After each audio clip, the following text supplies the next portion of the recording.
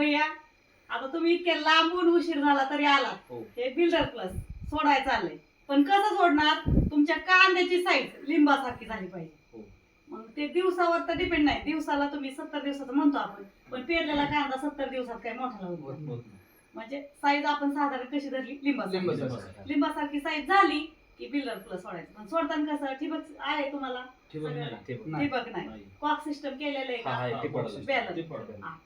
टिपाडाला cock system आहे ना. 200 लिटरच्या पाण्यात हे सोडायचं आणि एक समान जाऊन द्यायचं. बरोबर 5व्या दिवशी बघायचं कांद्यात लगेच साईज मध्ये फरक होतो. इतका फास्ट रिझल्ट 5व्या दिवशी सुरू होतो.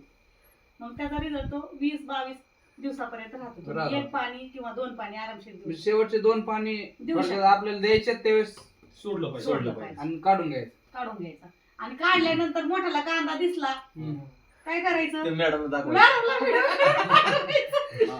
गोण्याचं